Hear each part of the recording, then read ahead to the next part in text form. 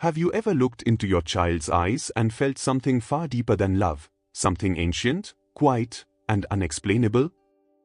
A feeling that this connection did not begin at birth and will not end with time. Many parents feel this but rarely speak of it. We are taught to believe that a child comes to us through biology alone, through chance, timing, or circumstance. Yet the heart often knows a deeper truth, that this bond carries memory, purpose, and meaning far beyond the physical body. Why did this soul arrive through you? Why not another home, another country, another moment in history? What unseen law brought this exact soul into your life, with their unique temperament, challenges, and gifts? Some children arrive gentle and easy, while others arrive intense, demanding, and life-changing. Some awaken deep joy, while others awaken deep patience, fear, or hidden wounds within us. These differences are not random. They are precise. Parenthood does not simply change your schedule, it changes your consciousness. It exposes parts of you that no other relationship can reach. It humbles the ego, tests your reactions, and forces you to grow in ways comfort never could. And this is where a sacred question begins to rise within the seeker's heart. What if this child did not come to be owned, controlled, or shaped, but came to awaken something within you? In the wisdom traditions of the East, birth is never accidental. Souls do not wander blindly into families. They are drawn by karma, by love, by unfinished lessons, and by divine intelligence working quietly behind the scenes. The body is only the doorway. The meeting of souls happened long before. Today, let us step beyond the surface story of parenthood. Let us explore the hidden agreement between souls, the soul contract, and discover why your child is far more than biology. Parenthood, when seen only through the lens of biology, appears simple and mechanical, a meeting of cells, a passage of time, a child arriving by chance. Yet the deeper you reflect, the more this explanation feels incomplete. Biology explains the how, but it does not explain the why. It does not explain why this soul arrived through you, carrying a specific nature, a specific destiny, and a specific impact on your life. In spiritual understanding, nothing that shapes our destiny so deeply happens randomly. In the yogic view, birth is governed by law, not luck. Every soul moves through existence guided by karma, the invisible memory of past actions, relationships, and intentions. When a child is born, it is not merely entering a family, it is entering a karmic environment perfectly suited for its next stage of growth. The parents are not accidental participants in this process. They are selected, consciously or unconsciously, as part of this soul's journey. The physical body is only the outer instrument. It is the doorway through which a soul enters the world, but it is not the source of the soul itself. Just as electricity flows through a wire without being created by it, consciousness flows through the body without originating from it. In the same way, parents provide the physical form, but the soul arrives with its own history, tendencies, and unfinished lessons. When this understanding dawns, parenthood transforms. The sense of ownership begins to dissolve, replaced by reverence. The parent no longer asks, "How do I shape this child into what I want?" but instead, "How do I protect and support the unfolding of this soul's purpose?" In this light, parenting becomes a sacred responsibility, not to possess life, but to serve it with awareness, humility, and love. A soul contract is not written in words, and it is not remembered by the thinking mind. It is an agreement made in silence, beyond time, before birth ever takes place. In the spiritual understanding of life, souls do not meet by coincidence. They meet by resonance. They are drawn together by shared history, unresolved lessons, love carried across lifetimes, and the quiet intelligence of karma guiding each soul toward its necessary experiences. This contract is not about reward or punishment. It is about balance and growth. Sometimes a parent and child have shared a different relationship in another life, perhaps as friends, rivals, caretakers, or even strangers connected through a single powerful event. The roles change, but the bond remains because something essential still needs to be learned or healed. A soul may return as a child to receive what it once lacked, or to offer what it once withheld. This is why some children feel instantly familiar, as if the heart recognizes them before the mind can understand. And this is also why some relationships feel intense from the beginning, filled with deep love, resistance, fear, or responsibility. These emotions do not arise from nowhere. They are echoes of earlier impressions carried forward into the present life. A soul contract does not guarantee ease. In fact, it often invites challenge. Growth rarely occurs in comfort. Souls agree to meet in forms that will stretch one another, awaken dormant qualities, and dissolve old patterns. The child may come to teach the parent patience, humility, forgiveness, or unconditional love. The parent may come to offer stability, protection, or guidance the child once lacked. Seen this way, parenthood is not a personal story but a spiritual collaboration. Two souls agree to walk together for a time, not to complete each other, but to help each other evolve. Many parents carry a quiet question in their hearts, often wrapped in guilt or confusion. Why is my relationship with my child so difficult? Society tells us that love should be natural and effortless, especially between parent and child. But spiritual wisdom offers a deeper, more compassionate explanation. Difficulty does not mean failure. Difficulty often means meaning. Some parent-child relationships are challenging because they are designed to be transformative. Karma does not arrange relationships for comfort, it arranges them for growth. When a child arrives with a temperament that clashes with the parent's nature, it is not a mistake. It is an invitation. The soul of the child presses against the hidden edges of the parent's character, impatience, control, fear, pride, not to punish, but to reveal and release them. A child who resists authority may be teaching the parent humility. A sensitive or anxious child may be teaching gentleness and presence. A demanding child may be teaching selflessness and emotional maturity. These lessons rarely feel spiritual in the moment. They feel exhausting, frustrating, and overwhelming. Yet they are among the most powerful forms of inner training a human being can receive. In yogic understanding, a difficult child is not a burden but a messenger. The struggle is not a sign that something is wrong, it is a sign that something is being worked through. When parents fight the lesson, suffering deepens.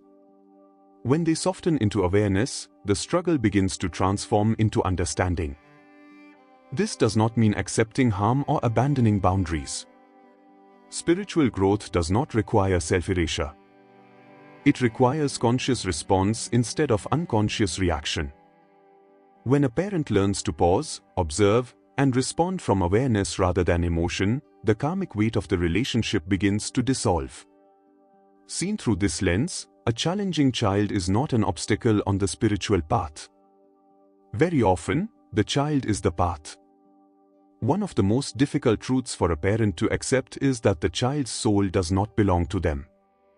Love easily turns into attachment, and attachment quietly turns into control. Without realizing it, parents may begin to see the child as an extension of their own identity, their dreams, their fears, their unfinished ambitions. Yet from a spiritual perspective, this misunderstanding becomes the source of much suffering for both parent and child. Every soul arrives with its own karmic blueprint. The child carries tendencies formed long before this lifetime, strengths, weaknesses, desires, and inner conflicts that are not created by parenting alone. No amount of control, pressure, or expectation can erase what the soul has come to work through. When parents attempt to shape a child according to personal desires rather than the child's nature, resistance arises, and the bond begins to strain. True spiritual parenting begins with humility. It is the recognition that the parent is a guardian, not an owner. Just as a gardener cannot force a flower to become a tree, a parent cannot force a soul to become something it is not meant to be. The role of the parent is to provide nourishment, protection, and guidance while allowing the soul's natural direction to unfold. This understanding requires trust, trust in life, trust in the soul's intelligence, and trust in divine order. It does not mean withdrawing care or discipline. It means offering structure without suffocation, guidance without domination, and love without possession. When a parent honors the child's independence of soul, the relationship softens. Conflict gives way to respect. Fear gives way to acceptance. And love matures into something quieter, deeper, and more enduring, a love that supports freedom rather than limits it.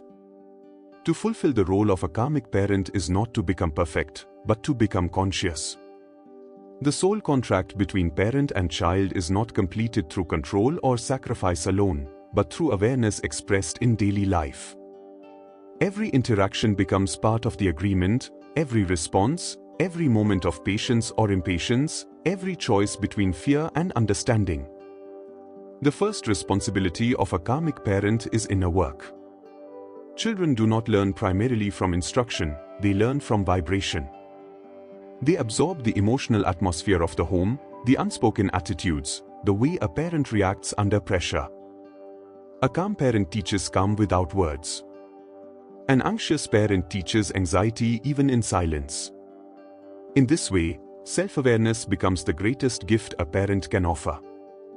Fulfilling this role also means learning to listen, not only to the child's words, but to their behavior. What appears as misbehavior is often unexpressed emotion, confusion, or unmet needs seeking understanding. When a parent responds with curiosity instead of judgment, the child feels seen rather than controlled, and trust begins to grow. Guidance remains essential, but it must come from clarity rather than ego. Boundaries are not punishments, they are expressions of care. Correction is not rejection, it is redirection offered with dignity. When discipline is rooted in love instead of frustration, it strengthens the bond rather than damaging it. Above all, the karmic parent learns to release expectations. The contract is not about producing a certain outcome, but about serving the soul's growth, including one's own. As the parent evolves in patience, humility, and compassion, the contract gradually fulfills itself, not through force, but through quiet transformation. Every soul contract has a season, and every season eventually changes. Parenthood, though deeply formative, is not meant to be permanent in its original form. As the child grows, the relationship must evolve. The role of constant protector and guide slowly gives way to something more spacious, witness, supporter, and silent well-wisher. Understanding this transition is essential to completing the soul contract with grace. Many parents suffer not because love fades, but because attachment resists change. When a parent clings to control after its purpose has passed, tension arises. The soul of the child begins to seek independence, and the soul of the parent is invited to practice trust. This moment is not a loss, it is a test of spiritual maturity. Can love remain without possession? Can care exist without interference? In the yogic view, a fulfilled soul contract is marked by lightness. The emotional weight of fear, expectation, and anxiety begins to dissolve. The parent no longer measures success by obedience or achievement, but by the presence of inner strength, clarity, and integrity within the child. The relationship becomes less about guidance and more about mutual respect. Completion does not mean separation of hearts. It means freedom of spirits. When a parent has loved without ownership, corrected without humiliation, and guided without ego, the karmic ties loosen naturally. What remains is a quiet bond of goodwill that does not demand, control, or cling. At this stage, gratitude replaces effort. Both souls have grown. Both have learned. And though their paths may now unfold in different directions, they carry forward the invisible blessing of having walked together at the right moment, for the right reason, in the great journey of consciousness. Dear seeker, as we come to the end of this reflection, allow the heart to rest for a moment in stillness. Parenting, when seen through the eyes of the soul, is no longer a burden or a race to do everything right. It becomes a sacred meeting, a quiet collaboration between two journeys guided by divine intelligence. Your child did not come to you to fulfill your expectations, heal your wounds alone, or carry your unfinished dreams. They came because, at some deeper level, your souls recognized one another as necessary companions for growth. When you remember this, guilt softens. Comparison fades. The constant pressure to be a perfect parent loosens its grip. What remains is sincerity, the willingness to show up with awareness, humility, and love, even when you feel unsure. This willingness itself fulfills much of the soul contract. Every moment of patience, every pause before reacting, every effort to understand instead of control becomes an offering on the spiritual path. If this message resonated with you, take it gently into your daily life. Observe your relationship with your child not through judgment, but through curiosity. Ask not, how can I change them, but, what is this relationship teaching me about myself? In that question, wisdom begins to unfold. I invite you now to reflect and share. In the comments, write one insight this video awakened in you, or one challenge you are currently facing in your relationship with your child. Your words may quietly support another seeker walking a similar path. And let me know, what would you like to explore next? Would you like a deeper talk on conscious parenting, karma in relationships, soul contracts with partners, or spiritual healing within the family? Your voice helps guide the next step of this journey. If this video brought clarity or peace, consider supporting the channel by liking, sharing, and subscribing, so these teachings may reach those who need them. Until we meet again, may awareness guide your love and wisdom soften your heart. Jai Guru Dev.